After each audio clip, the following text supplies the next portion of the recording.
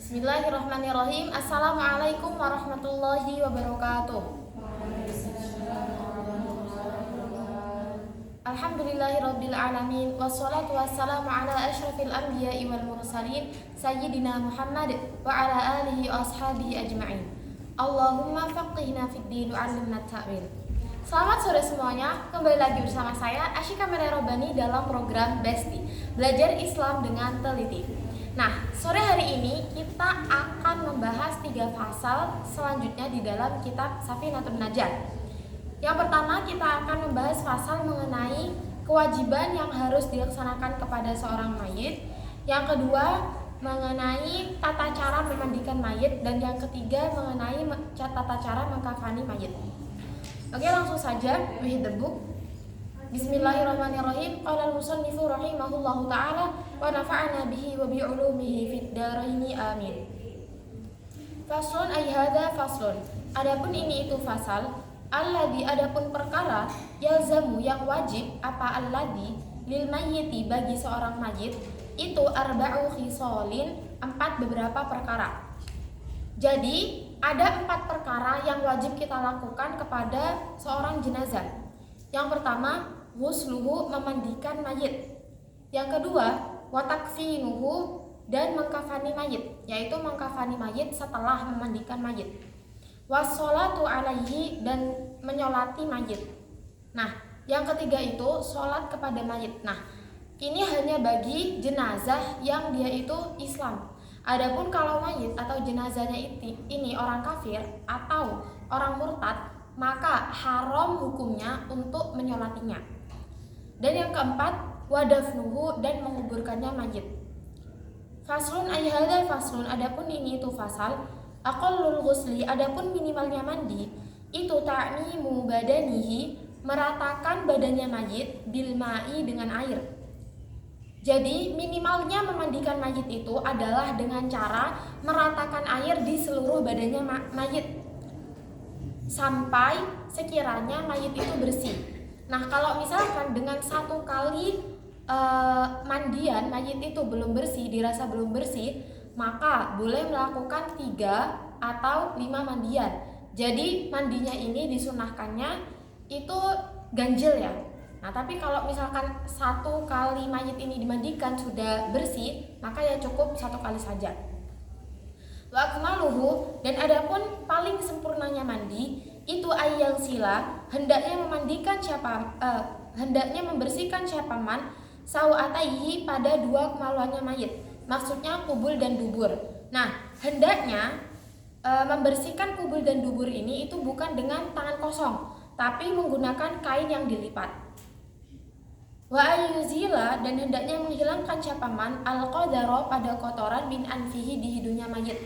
Jadi orang yang memandikan mayit hendaknya membersihkan kotoran di hidungnya mayit. Wa ayyuwaddi'a, dan hendaknya memwudukan syapaman hu, padanya mayit. Dan hendaknya orang yang memandikan mayit itu mewudui mayit sebelum mayit ini tuh dimandikan. Nah, adapun tata cara wudunya itu sebagaimana wudunya orang hidup. Wa ayyadluka, dan hendaknya menggosok syapaman badanahu, pada badannya mayit, bisidri, dengan daun bidara. Nah, kalau misalkan tidak ada daun bidara, boleh digosok menggunakan sabun. Wa ayyasubba, dan hendaknya menuangkan syapaman alma'a, pada air, alaihi, atasnya mayit, salatan, pada 3 kali. Nah, jadi ada baiknya ketika menyiram mayit atau ketika menuangkan air mayit, yang pertama itu menggunakan air daun bidara, kemudian yang kedua menggunakan air yang bersih. Tujuannya adalah untuk membersihkan bekasnya daun bidara tadi. Dan yang ketiga, hendaknya menggunakan air bersih dengan sedikit campuran kapur, sekiranya kapur ini dia itu tidak merubah warna dan baunya air. Pasal terakhir, faslun ay hadza faslun aqallul kafni, adapun minimalnya mengkafani mayit itu saubun, menggunakan 1 pakaian, ya'umu, yang menutupi apa saub hu, padanya mayit. Jadi paling minimalnya mengkafani mayit itu adalah menggunakan 1 helai kain untuk menutupi seluruh badannya mayit. Nah, kalau buat laki-laki berarti seluruh badan kecuali kepalanya. Kalau perempuan mayitnya berarti seluruh badan kecuali wajahnya. Nah, ini kalau misalkan kondisi ekonomi keluarganya mayit itu tidak mencukupi untuk membeli 3 lapisan atau 5 lapisan kain. Nah, kemudian berikutnya akan dijelaskan. Wa akmaluhu, adapun paling sempurnanya mengkafani mayit, lirrojuli, bagi mayit laki-laki itu salah sulafaifa, 3 lapisan. Nah, jadi bagi mayit laki-laki paling afdolnya dikafani dengan 3 lapisan. Nah, namun kalau misalkan keluarga mayit ini dia tidak bisa membeli 3 lapis kain untuk mengkafani mayit laki-laki tadi, maka boleh menggunakan 1 lapisan saja. Walil mar'ati, dan paling sempurnanya mengkafani bagi mayit perempuan itu komis, yaitu kain untuk menutupi seluruh bagian badannya mar'ah, wa khimarun, dan khimar, yaitu kain untuk menutupi bagian rambutnya mar'ah, wa izarun, dan izar atau sarung, yaitu kain untuk menutupi area di antara kemaluan sampai lututnya mar'ah, walafa ifatani, dan 2 lapis kain tambahan. Nah, 2 lapis kain tambahan ini untuk menutup mayitnya mar'ah secara sempurna.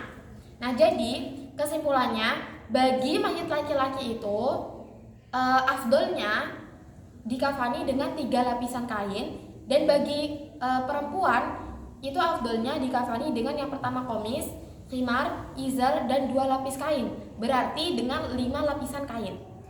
Nah, asyik rasa cukup sekian pembahasan kita pada sore hari ini. Semoga kita dapat mengambil manfaat dari apa yang asyik sampaikan. Begitu pula kita dapat mempraktekannya dengan baik suatu saat.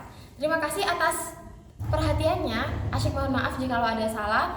Nun wal qalami wa ma yasturun. Wassalamualaikum warahmatullahi wabarakatuh.